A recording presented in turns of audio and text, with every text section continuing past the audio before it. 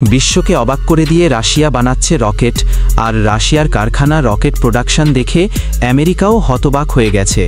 তো চলুন আপনাদের দেখাই কিভাবে রাশিয়া বিশ্বের সবথেকে আধুনিক ও দ্রুতগতি রকেট বানাচ্ছে, যেখানে প্রতিটা ধাপ অত্যন্ত সূক্ষ্ম আর ঠিক একই পদ্ধতিতে রাশিয়া পারমাণবিক মিসাইল বানিয়ে থাকে।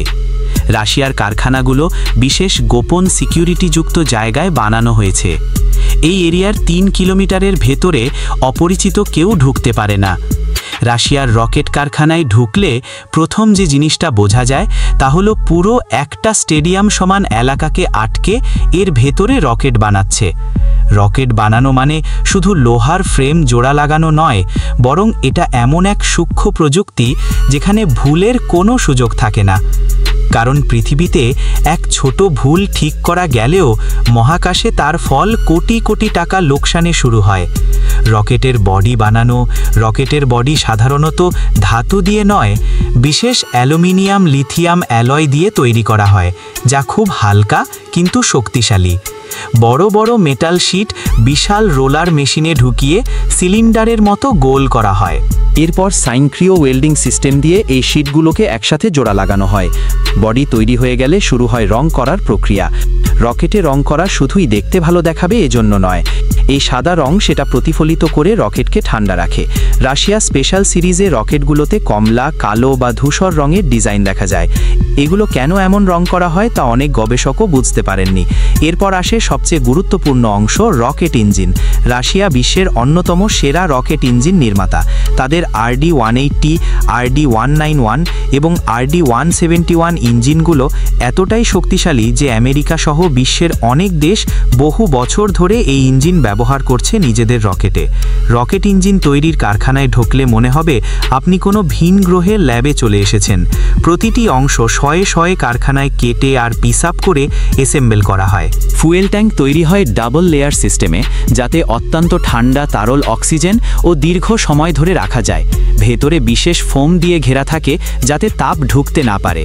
সবশেষে রকেটের ইলেকট্রনিক্স, নেভিগেশন সিস্টেম এবং কমিউনিকেশন সিস্টেম ইউনিট লাগানো হয়। এর ফলে রকেট কোথায় যাচ্ছে, কোন পথে যাচ্ছে, কত জোরে যাচ্ছে সব কিছু মনিটরে দেখা যায়। এরপর পুরো রকেটকে নিয়ে যাওয়া হয় বিশেষ সিমুলেশন চেম্বারে, যেখানে -50 ডিগ্রি সেলসিয়াস ঠান্ডা থেকে 150 ডিগ্রি সেলসিয়াস গরম পর্যন্ত পরীক্ষা করা হয়। ভূমিকম্পের মতো কম্পন, সাউন্ড ওয়েভ শক, এমনকি লঞ্চের গর্জনের সমান শব্দও প্রয়োগ করা হয়, যাতে নিশ্চিত হওয়া যায় রকেট ভেঙে পড়বে না। রাশিয়া এই রকেটগুলোকে দুটি কাজে ব্যবহার করে থাকে। একটা হলো রকেটের ভেতরে স্যাটেলাইট উৎক্ষেপণ করা, অর্থাৎ এই রকেটের ভেতরে স্যাটেলাইট বসানো থাকে এবং তা মহাকাশ পর্যন্ত পৌঁছে দেয়। আর দ্বিতীয়টি হলো পারমাণবিক মিসাইল তৈরি করা। এই ক্ষেত্রে রকেটের ভেতরে থাকে কয়েক টন ওজনের পারমাণবিক বোমা, এবং রাশিয়া এই পারমাণবিক মিসাইল এতটাই শক্তিশালী যে একবার ফায়ার হলে এটা পুরো পৃথিবীকে ঘুরে আসতে পারে।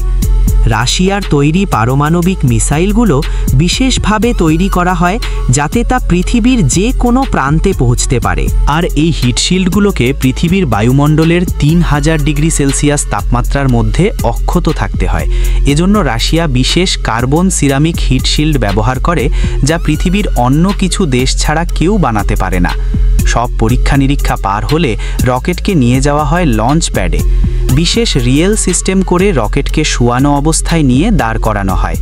এরপর লঞ্চ টাওয়ারে রেখে চূড়ান্ত ইলেকট্রিক্যাল চেক করা হয়।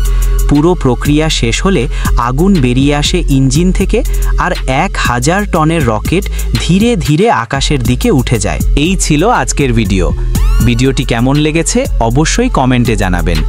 আর যদি আমার চ্যানেলে নতুন কোনো সদস্য হয়ে থাকেন তাহলে অবশ্যই চ্যানেলটা সাবস্ক্রাইব করবেন। দেখা হচ্ছে পরের কোনো ভিডিওতে। ততক্ষণ পর্যন্ত ভালো থাকবেন, সুস্থ থাকবেন। ধন্যবাদ।